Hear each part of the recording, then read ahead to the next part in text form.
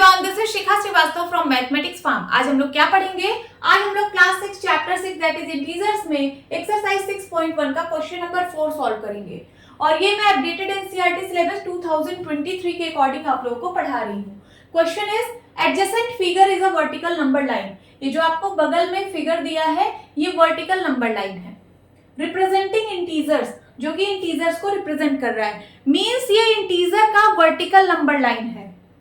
Observe it and locate the following point. आप इसको observe करिए और जो फॉलोइंग पॉइंट्स दिए हैं इनको लोकेट करिए।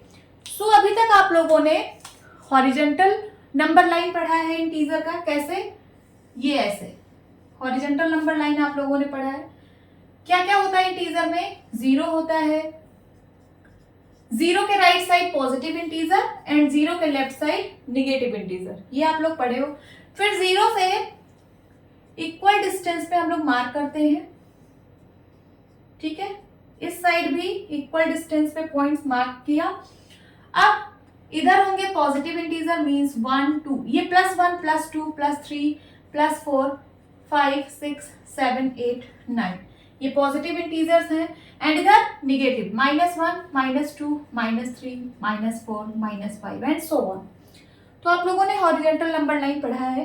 अब आपको इंटीजर्स का वर्टिकल नंबर लाइन दिया है। क्या? Vertical number line. तो यहाँ पे भी जीरो होगा, पॉजिटिव इंटीजर होगा, निगेटिव इंटीजर होगा। जीरो आपको दिया है, ये है जीरो। और यहाँ पे एक नंबर गिवन है जो कि साइन के साथ गिवन है, +8। इसका मतलब ये जो एरो हेड है ये पॉजिटिव इंटीजर को रिप्रेजेंट कर रहा है, तो नीचे का जो एरो हेड होगा ये निगेटिव इंटीजर को रिप्रेजेंट करेगा। आपको ये बात समझ में आ रही होगी, है ना? अब चलिए क्वेश्चन पढ़ते हैं।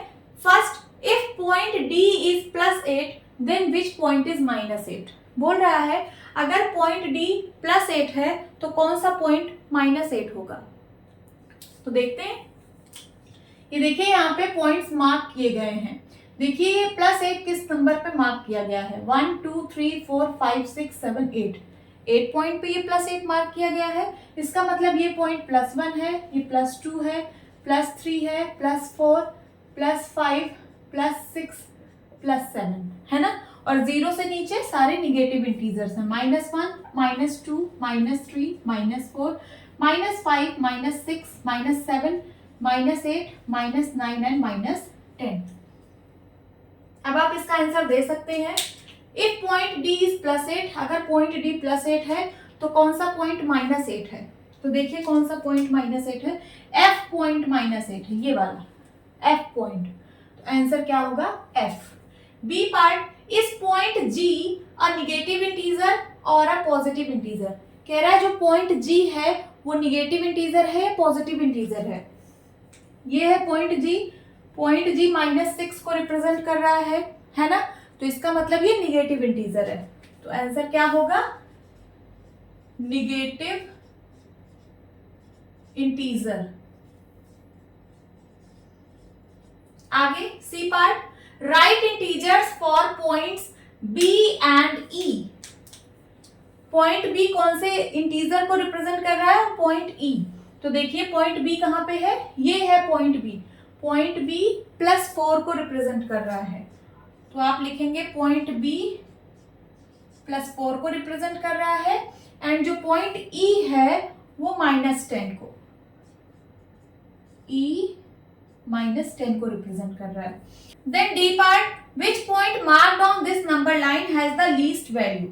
इस नंबर लाइन पे कौन सा ऐसा पॉइंट है जिसकी वैल्यू सबसे कम है?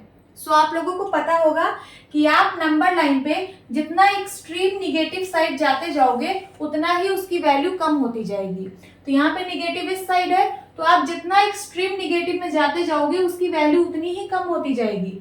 तो सबसे एक्सट्रीम निगेटिव में कौन सा पॉइंट है? ई पॉइंट। सो आप क्या लिखेंगे? ई, पॉइंट ई। देन उसके बाद E part, arrange all the points in decreasing order of value. ठीक है, आपको इन पॉइंट्स को डिक्रीजिंग ऑर्डर में लिखना है, मींस घटते क्रम में। पहले सबसे बड़ी वैल्यू, फिर उससे छोटी, फिर उससे छोटी, फिर उससे छोटी और फिर सबसे छोटी। तो सबसे बड़ी वैल्यू किसकी है? D की।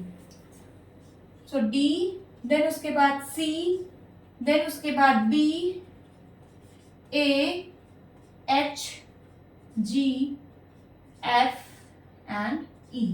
E की वैल्यू सबसे कम है क्योंकि ये सबसे एक्सट्रीम निगेटिव में है. Okay, this is your answer. Hope students आपको ये क्लास अच्छी लगी होगी. मिलती हूँ अपनी नेक्स्ट वीडियो में. तब तक के लिए बाय बाय, टेक केयर.